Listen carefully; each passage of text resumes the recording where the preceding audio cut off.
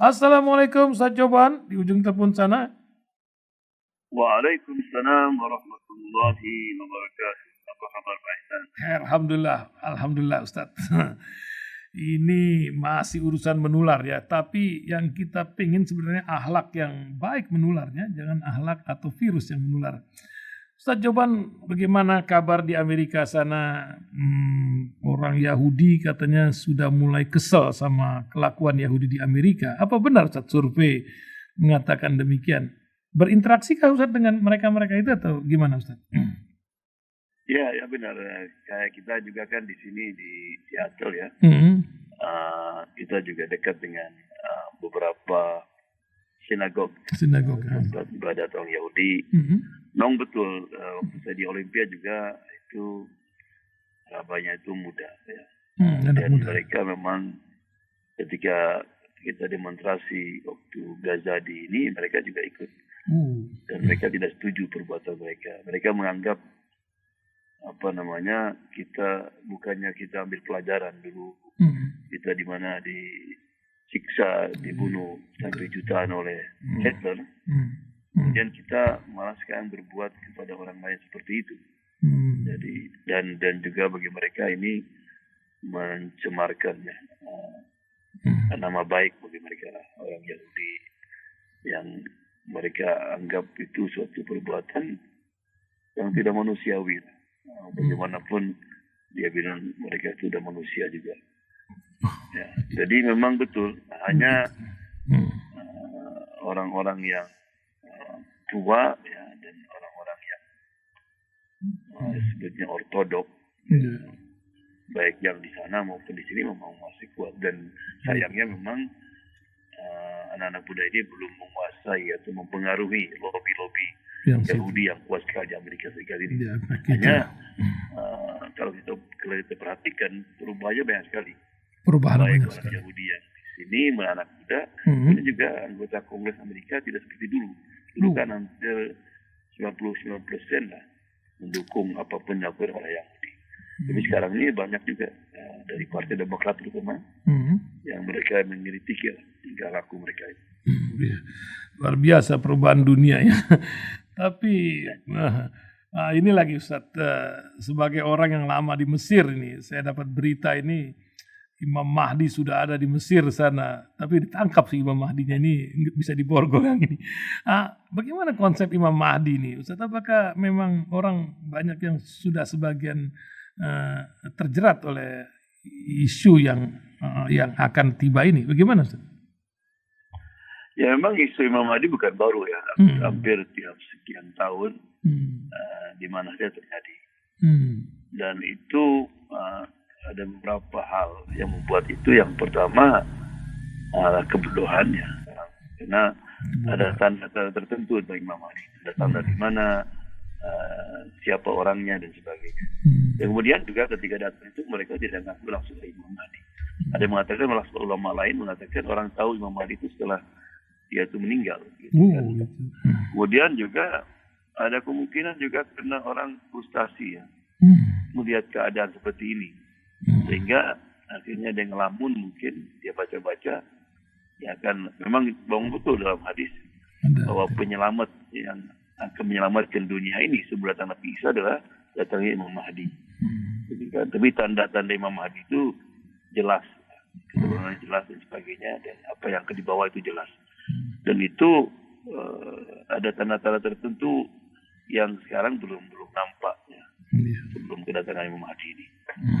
Jadi memang beberapa faktor, di antaranya orang yang setengah gila atau frustasi dengan keadaan, sehingga tetap menurut dia ini solusi yang baik ingin mengaku di Imam Mahdi. Dan ini bukan baru ya, dan akan terus akan ada.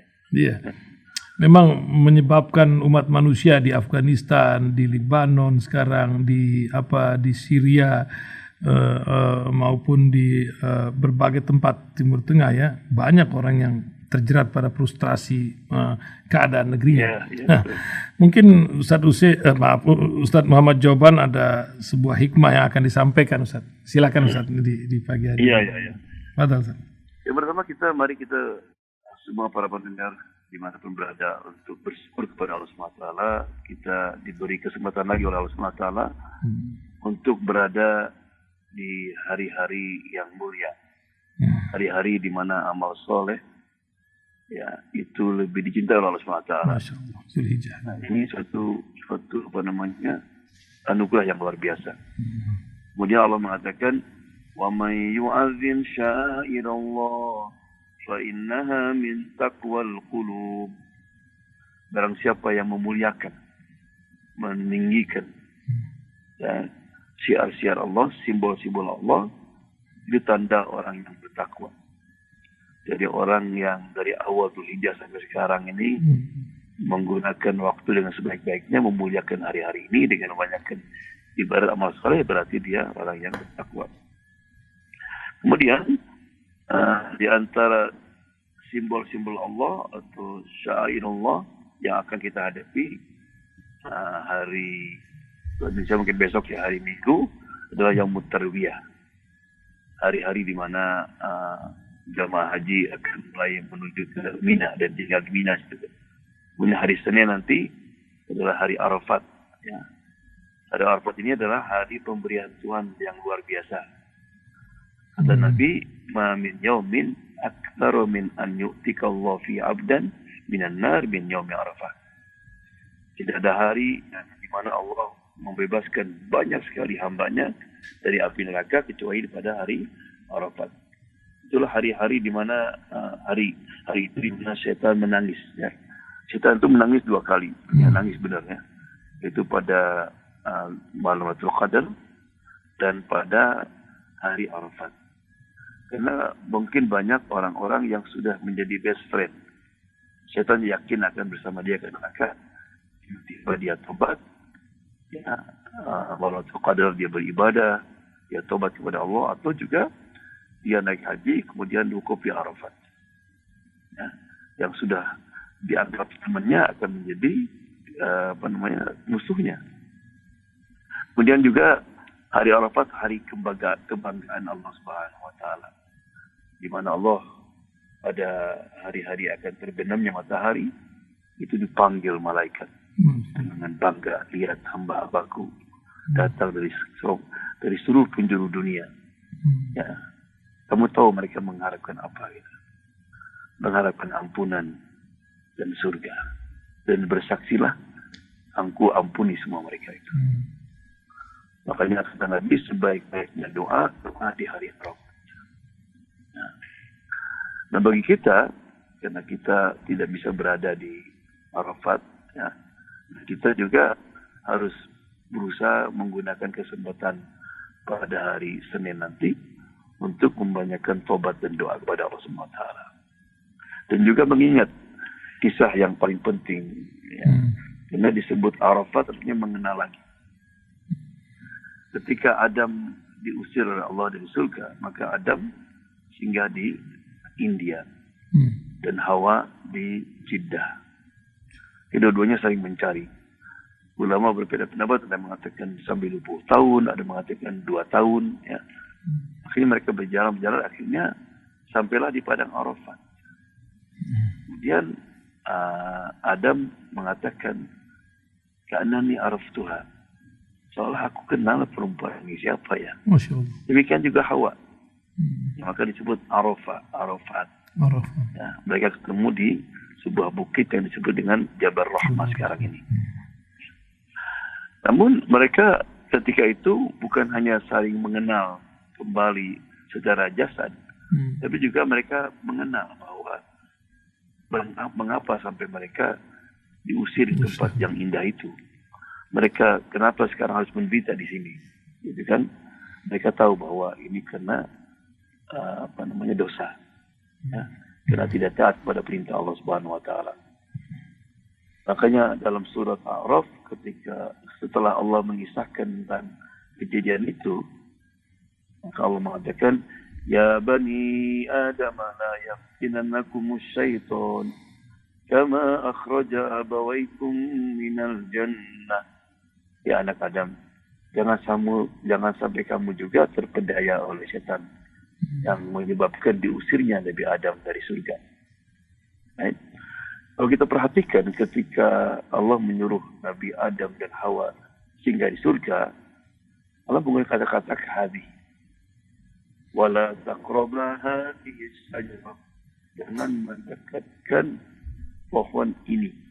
Bahasa Arab hati-hati ini. Tapi ketika mereka makan buah khuldi itu, maka Allah memanggilnya dengan alam anhakuma antilkuma syajarah. Bukankah aku sudah larang kamu jangan makan dari buah itu? Dari hadhihi ini jadi itu. Kenapa Allah berubah jadi itu? Karena sebelum Adam dan Hawa makan dari buah khuldi itu, berarti Adam, Hawa dan Allah itu dekat. Tapi begitu mereka makan, maka menjadi jauh. Apa membuat jauh? Dosa. Jadi dosa inilah yang membuat orang itu jauh daripada Allah SWT. Maka kalau kita merasa hati gersang, salat malas, dan sebagainya, itu berarti kita banyak hijab, banyak menghalangi kita untuk bisa kontak dengan Allah SWT, untuk bisa mesra dengan Allah SWT. Itu apa dosa? Oleh karena itu, maka kesempatan kita untuk berpuasa pada hari Senin nanti, tanggal 9 Zulhijjah, untuk supaya kita minta ampunan. Allah mengatakan, wasari'u ila maghfiratin min rabbikum wa jannah. Sari'u, bersegeralah, jangan ditunda-tunda. Untuk apa? Untuk mendapatkan maghfirah, ampunan. Kemudian al-jannah. Kenapa puasa? Karena orang kalau lagi puasa itu akan alamnya lain. Dia akan berusaha untuk menjauh daripada dosa. Kan nggak itu ya, nggak cocok gitu orang puasa masih banyak menghabiskan waktu di Facebook, yang di WhatsApp yang tidak ada gunanya, yang udah nggak apa-apa. Itu kan tidak. Maka orang puasa itu biasanya dengan puasa dia akan menggunakan waktu untuk sebaik-baiknya untuk beribadah. Pasti orang puasa baca Quran, salat jamaah dan sebagainya. Ya.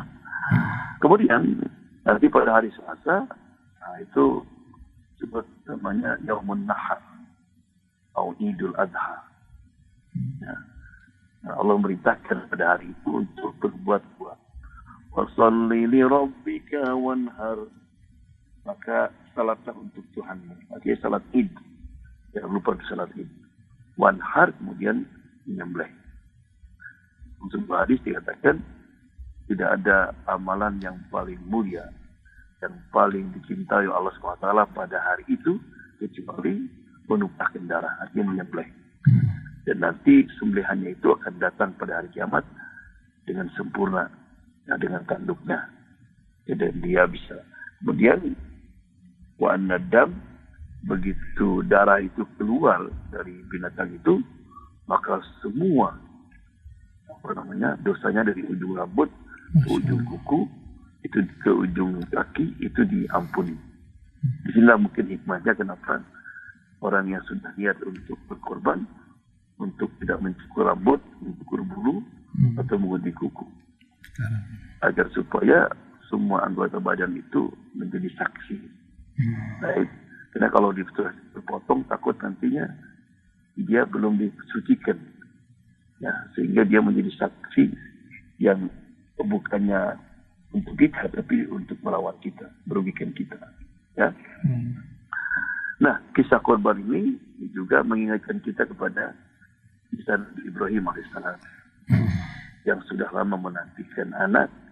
Ketika Allah berikannya anak lagi lucu-lucunya, maka Allah perintahkan untuk memotongnya.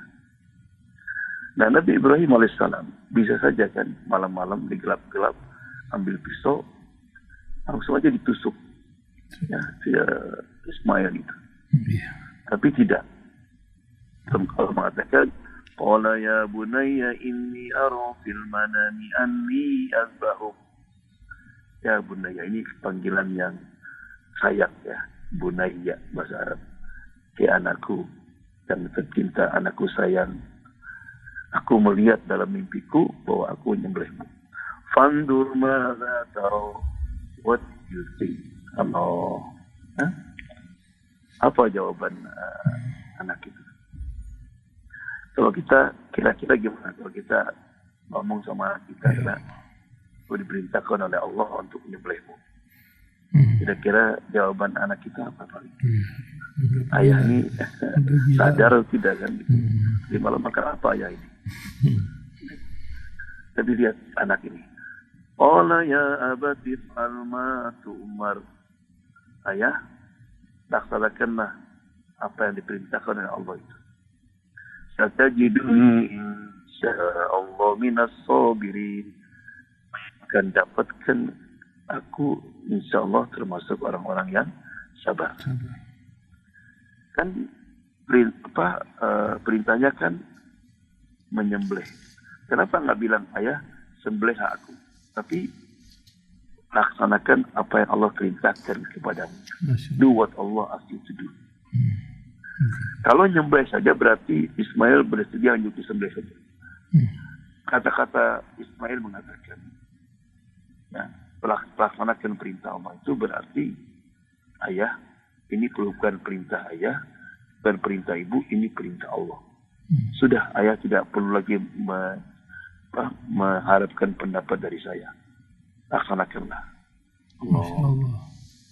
Nah, kembali kepada pertanyaan tadi, kenapa Ibrahim tidak dengan diam-diam membunuh anaknya? Karena Ibrahim ingin tahu apakah doanya oleh Allah diterima tidak. Apa doa Nabi Ibrahim?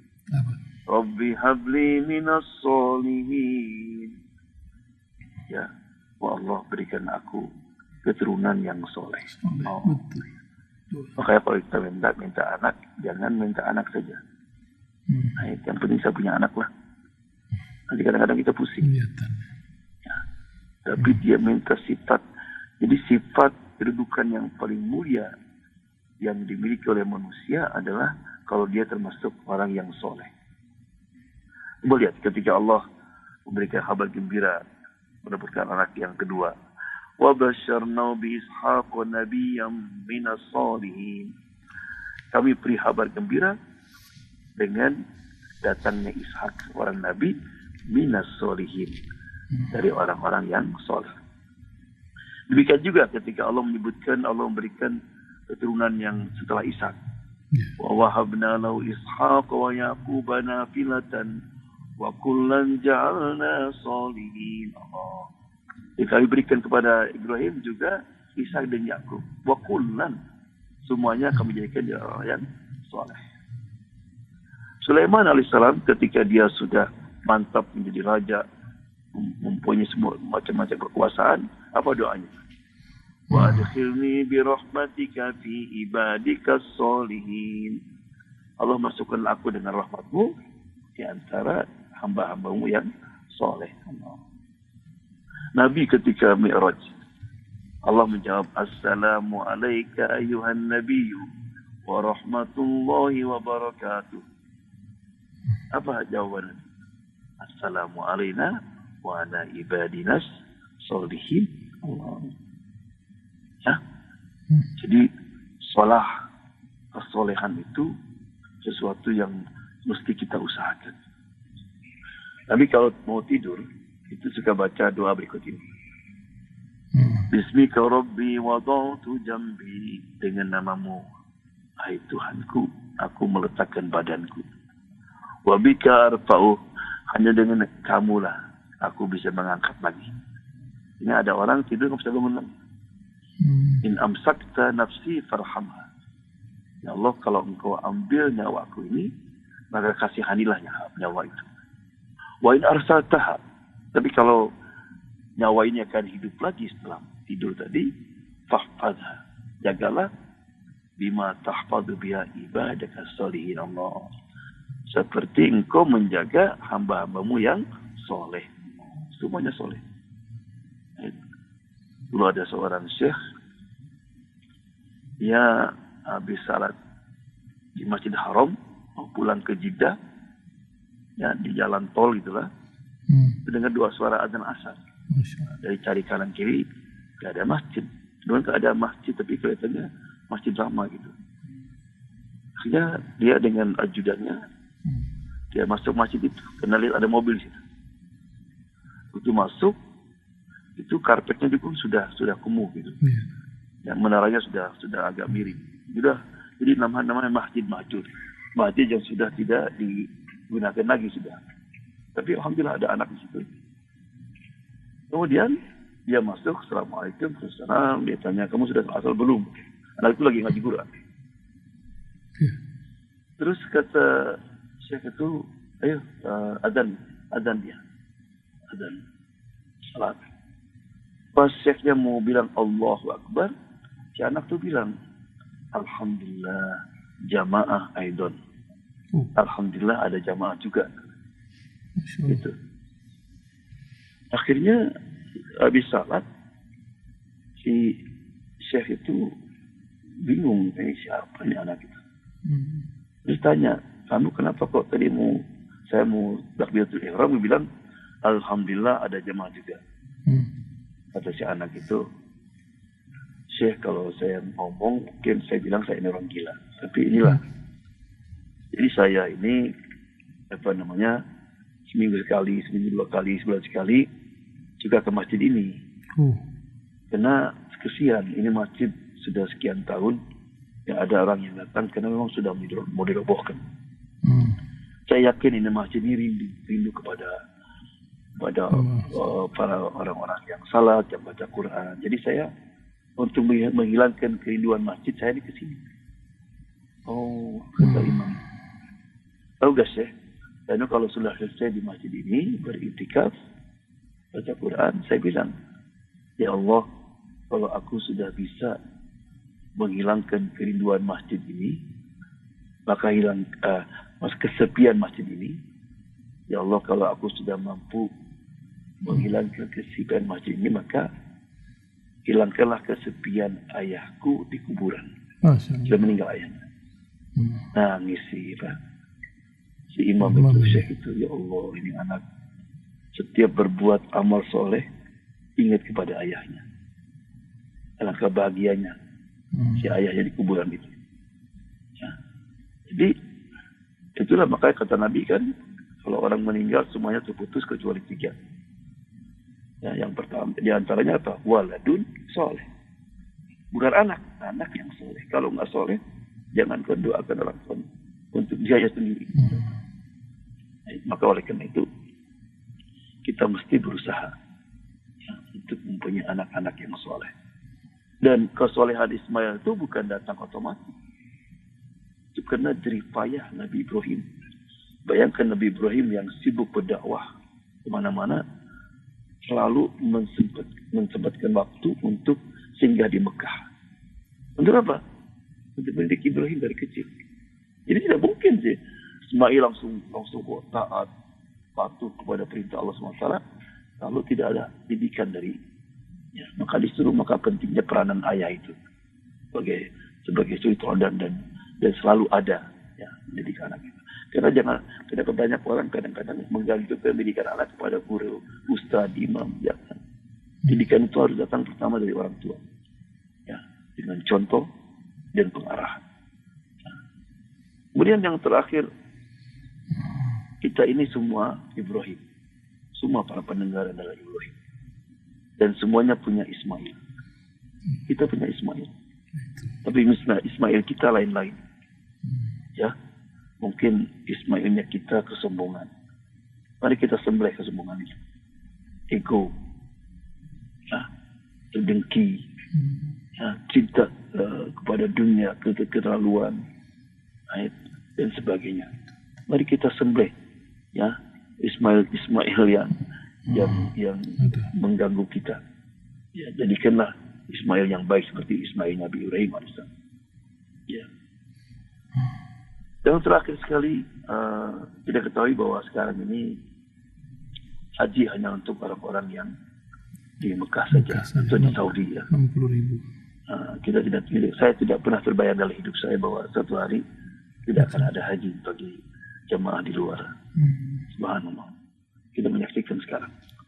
Namun juga meskipun diizinkan semua seperti biasa untuk pergi haji, tidak semua bisa naik haji.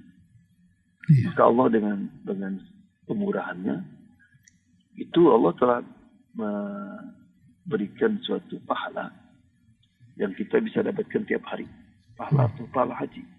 Masya Allah. Kalau kita pun naik haji, dapat pahala itu. Saya kasih beberapa saja.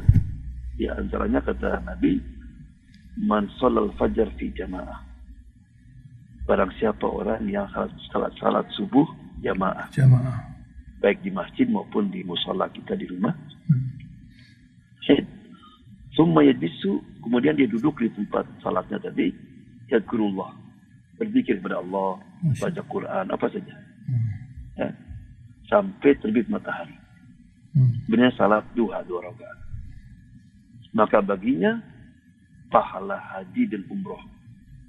Tamah itu hadisnya. Sempurna Allah. Jadi gunakan ini apalagi pada hari-hari seperti ini. Tidak habis subuh, duduk di masjid atau di musala, jangan bangun. Ya, tunggu sampai terbit matahari sekitar 15 menit atau matahari, ini salat duha.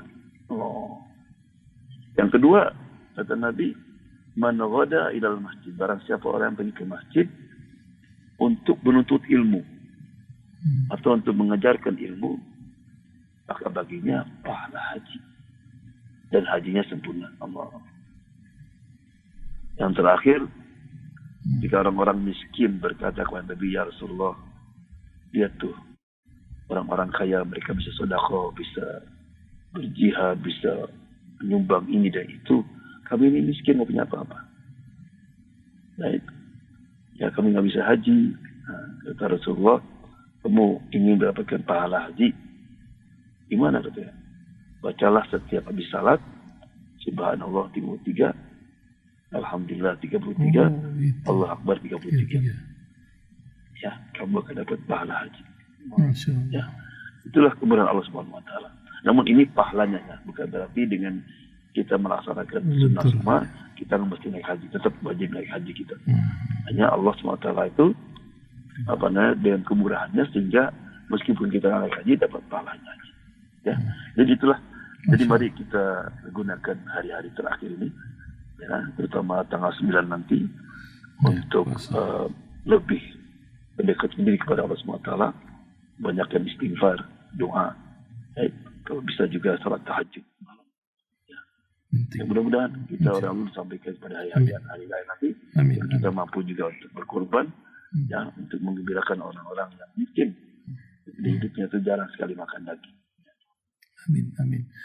Luar biasa Ustadz Joban. Terima kasih atas pencerahannya menjelang hari Idul Korban. Selasa di sini. Di Amerika hari Selasa juga Ustadz Joban. Ya, sama. Sama ya, alhamdulillah. Ya.